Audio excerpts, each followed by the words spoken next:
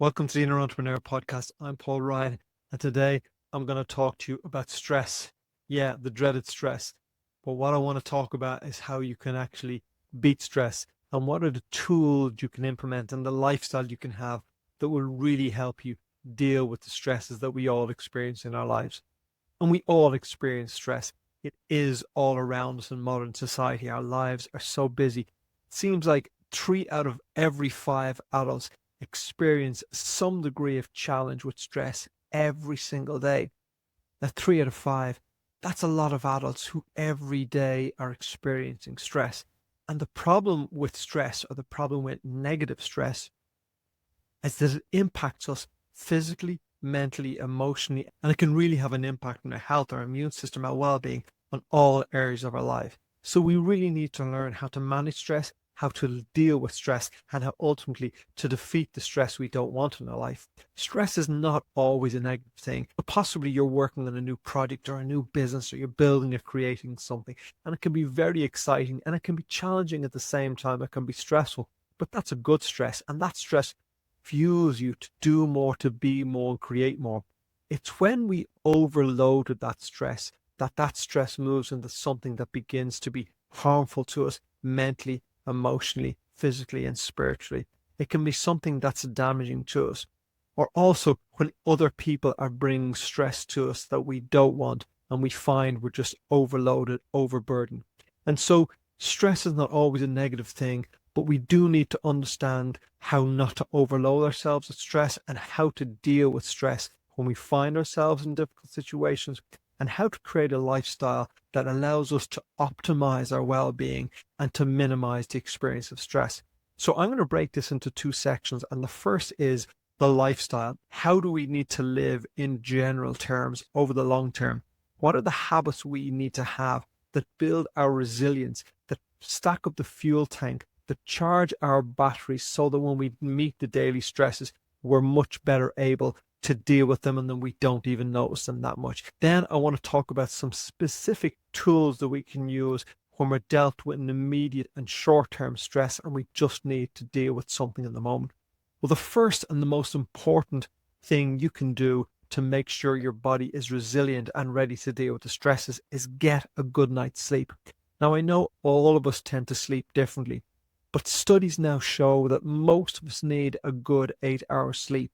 And the idea that you can sleep a whole lot less and still be recovered and nourished seems that's just not true. So you really need a good night's sleep. So the advice is to try and get yourself a good 8 hours rested sleep.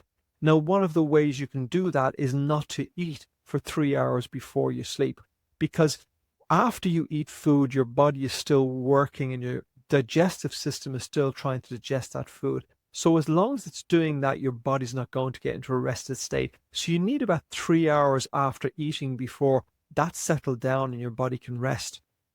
Now, also mentally, we want to avoid too much stimulation in about an hour before we go to bed. And that means we want to be careful of watching something on TV, could be the news item, or scrolling on YouTube, or scrolling through anything on social media that's going to have our mind overactive. So we want to prepare the body for rest, and we want to start calming it down so when we go to bed, we can get a good night's sleep and hopefully wake up refreshed. But certainly that is the most important thing. It's the foundation. Make sure you're getting a good night's sleep. The second is daily exercise. Now, when we talk about daily exercise, the obvious things is that we all need aerobic exercise and we all need strength training, particularly as you get older. I'm not really talking about that sort of exercise routine. Even if you're not someone who exercises regularly, what I'm going to request of you is that you get into the habit of every day taking a 30-minute walk.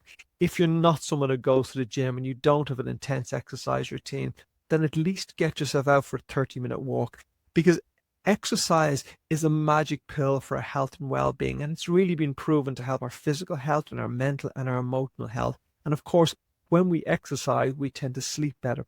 So it all builds our resilience, and one is supporting the other to make us just better able to deal with the stresses and the challenges life brings to us. Number 3 is meditation. Now, I am a huge meditation fan, as you will know well if you're a regular listener to this podcast. I've been meditating every day for about 40 years, There is nothing in my life that has had a bigger impact on my peace of mind and my ability to deal with stress more than my daily meditation habit. But I'm not asking you to develop a huge meditation habit. All I'm suggesting is that every day you take a short time out to do some meditation. And meditation now, it can be easily done. Find a guided meditation on YouTube or on some app. There's so many of them now. So look for a guided meditation that's maybe 5 to 10 minutes long that you could do in the evening and that you could do in the morning. If you bring that habit of sitting down for 5 to 10 minutes a couple of times a day and following through a guided meditation, you are really going to find that that's going to start calming you down over a while. And then situations will occur that you may have found challenging and stressful in the past, and they will just seem less so. A study was done many years ago, a study in a lab where they took in some very experienced meditators and they took in people who had no experience of meditation at all. And they wired them up so they could see exactly how their brain was firing off. Now, they sat them in a room together and they played very troubling images, something that for anyone would be disturbing and troubling. Now, all the people had a reaction to the images, except there were two noticeable differences. So the non-meditators effectively reacted extremely badly to the negative images. And the meditators reacted to the negative images, but just not quite as much. In other words, they didn't get quite as worked up about the negative images, didn't have such an impact on them. The second thing was that the non-meditators stayed in this agitated stress state a lot longer after seeing the images, and it took them a long time to return to their normal state, whereas the meditators got less agitated by the images and returned to a rested state much more quickly. Now, what this tells us is that people who have a meditation practice will react much less to the challenges they face in life and will recover from those challenges more quickly. So if you want a tool that over the long term will really have a positive impact on your ability to deal with stress, then meditation has got to be a go-to. My number 4 is journaling. Journaling is something I've always turned to when I found myself stressed. I think it's something about taking a pad and a pen and just writing down whatever's on your mind. Firstly, you write a lot more slowly than you think. So just by the fact of having to write something down slows down your mind. And if you have a spinning mind, which is most likely what you have if you're feeling stressed, this will begin to slow your mind down. The second thing is that feeling of purging, of getting negative emotions out onto the paper.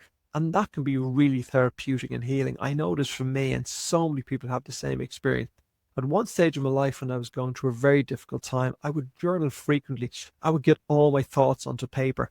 But once they were on paper, I would then either rip that paper up, crumble it up and burn it in the fire. And it was this sense of cleaning my soul, of cleaning my mind. So it's a really powerful technique. I would urge you to try some degree of regular journaling habit, particularly as something you can lean to when you're feeling under duress. The next habit is talking. So I mean talking to someone. Find a friend or a coach or a therapist, someone who will listen to you so you will feel heard, and someone who you can share the burdens of the things that are troubling you. Now, the number one human need for most people is connection. So there is something wonderful just sitting with another human being and sharing your thoughts. I tend to recommend having a coach you speak to periodically or a therapist, because there's something wonderful in just being listened to. And when you're listened to, you'll realize that it's something that is very precious and rarely happens. I'm not saying your friends don't listen to you, but your friends engage in conversation. It's a to and fro. When you sit with a coach or when you sit with a therapist who just allows you to speak for an hour and asks one or two questions, but really is just present with you as you begin to unravel the troubles in your mind, that process alone is hugely therapeutic.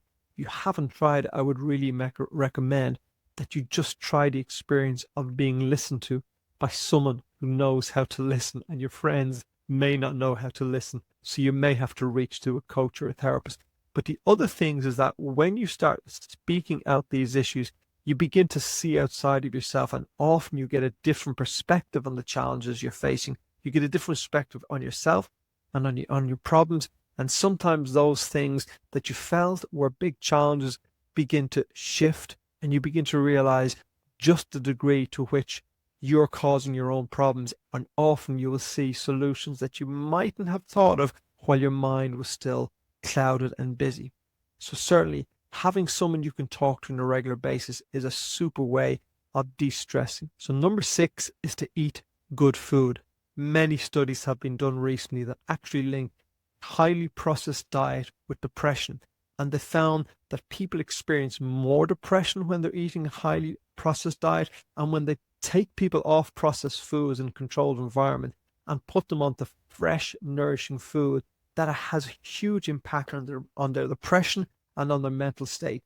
But think of it like this. If tomorrow you went out and you bought the most expensive car, your fantasy car, maybe it's a Lamborghini or a Bugatti, some vehicle that costs an extraordinary amount of money, would you take that and put any sort of rubbish fuel into it? You wouldn't. You'd make sure that the highest quality fuel was going into what is an immaculate engine. You just wouldn't put rubbish fuel into a Lamborghini. But you're walking around in the most amazing machine we know, the human body, and you can't trade it in for a new model. This is the body you will have all of your life. And why would you put rubbish into it? It's obvious that if you put highly processed rubbish foods and you consistently feed yourself a poor diet, that what you will get out of that body, how that body and how that mind will produce, will be suboptimal. So I suppose it's no surprise that we now understand that eating rubbish food really has a negative impact on our mental health. And of course, if you're struggling with your mental health, you have a very low tolerance and ability to deal with stress. So I really recommend shifting as much of your diet as possible onto good, wholesome, fresh foods. And after a while, when you do that, you really will notice that your mood can shift in alignment with the quality of the food you're eating. And number 7, one of the biggest stresses people feel is when they feel out of control, when they feel someone else has an influence on their life and is controlling their life. And sometimes we feel that we just don't have control over our time. Now, I know for many of you, you don't have full control over your time. You may be working in a 9 to 5 and you may have obligations that you feel you're obligated to do and you just can't take control over that time. But there's always some of your life you can get control over, and you can always get some semblance of control over your life.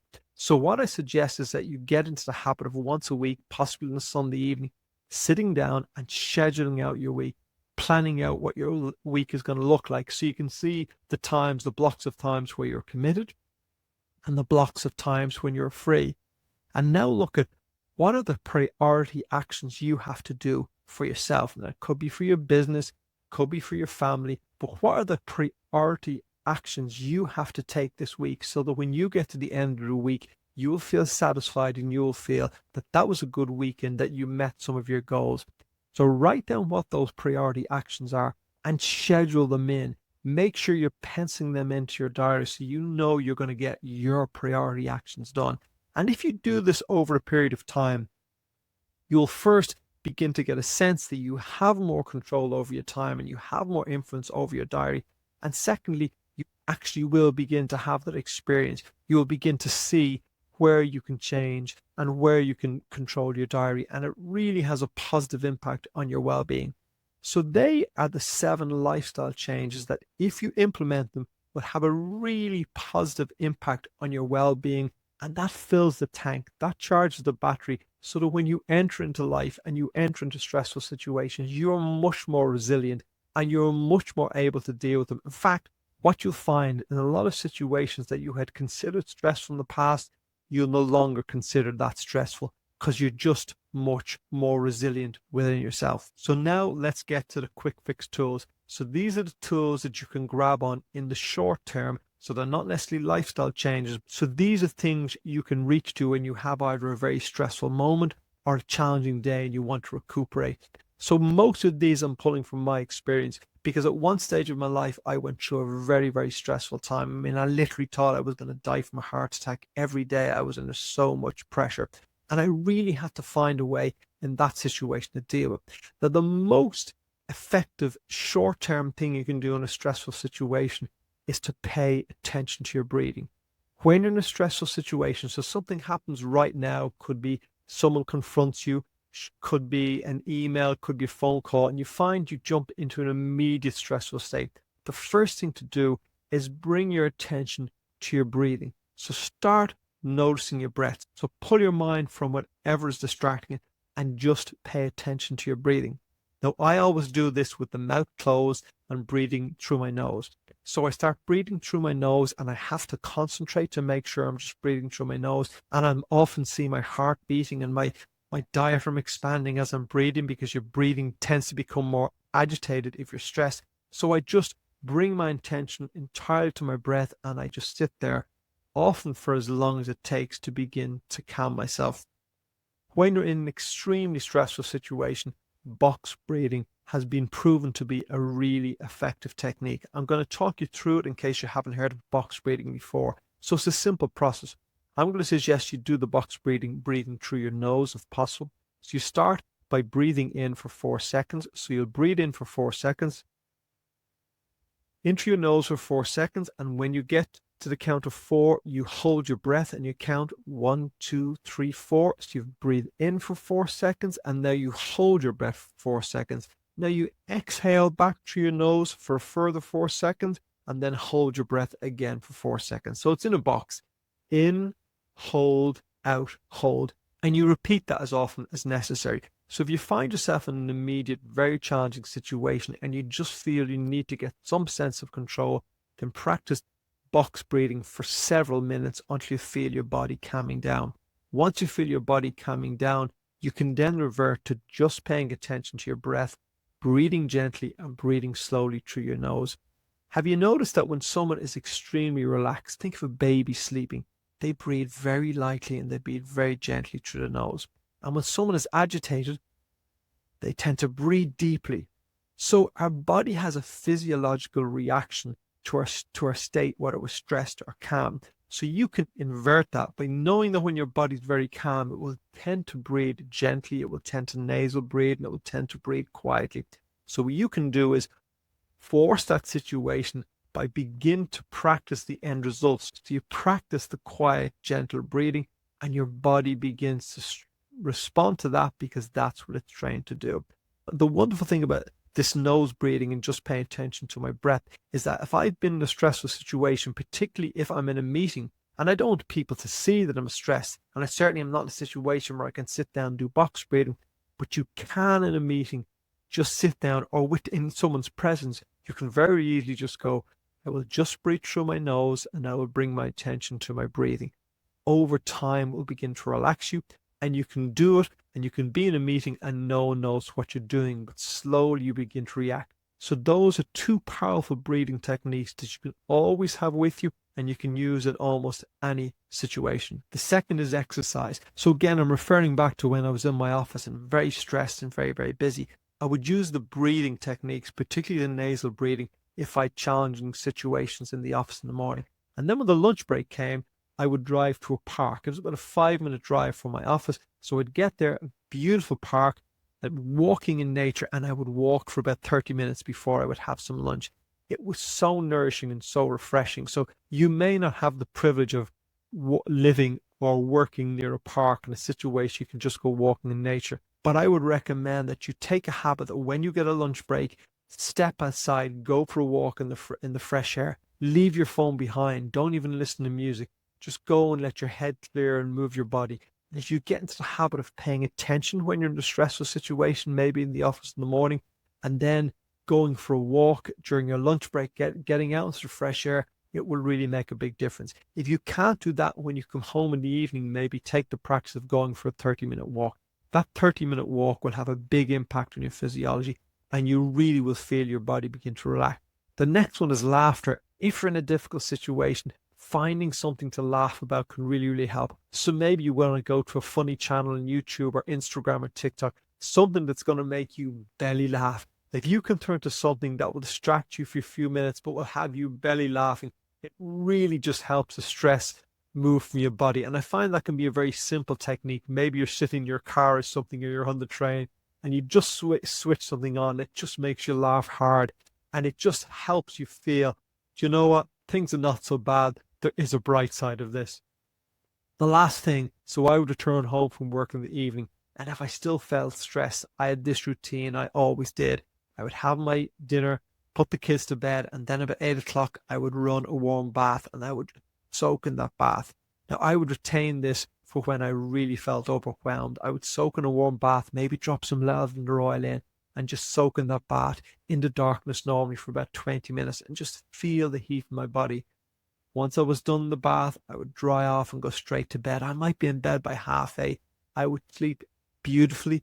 And what I found is I would almost always wake up the next morning entirely refreshed with a completely different perspective on whatever challenging I was facing. So these were just tools I had that when I was in a very challenging situation, these were tools that I could reach to, but things I had to deliberately choose to do. I had to deliberately focus on my breathing. I had to make a point of going out for the walk. I had to recognize driving home, Paul, today was overwhelming. You really need to run a warm bath and soak. Some people, instead of running a warm bath, will go, well, I'll go to the gym or I'll go out for a run, because it can be the same thing. If you exercise intensely, it can let those endorphins out and it can really shift your state of mind. But you need to do something to really tire yourself out physically or make yourself really rested, and then get a good night's sleep. And you're going to wake up the next morning feeling really, really refreshed. The important thing about stress is to understand that a lot of stress is external to us, and often we feel there's nothing we can do about it. But what we can do is we can impact on our internal state. And when you impact on your internal state, that will have a huge impact on how you experience stress or perceive stresses in the world. And so there are the lifestyle changes that will have a really big impact. And that small toolkit of the things you can do, of the breathing, of the exercising, of having a warm bath in the evening and getting to bed early. Just these simple things that you know you can reach for, but make sure you reach them when you're stressed. Make sure you reach them when you're feeling overwhelmed. And if you do this repeatedly over a period of time, you will just see that you become a calmer individual, that things stress you less. And as you become calmer and if things stress you less, your environment will begin to change and you'll begin to find less stress in your environment, because it's very difficult to have a peaceful world from a chaotic inner state. But likewise, when you develop a peaceful, calm inner state, well, the world in time tends to follow on and tends to give peace back to you. So I hope you found those useful, but you know they're only useful if you take a note of them and if you implement them in your life. So this was The Inner Entrepreneur. I'm Paul Ryan. I hope you enjoyed the episode. If you do, please like, subscribe, share, comment. It really makes a difference to the show. Until next week, take care.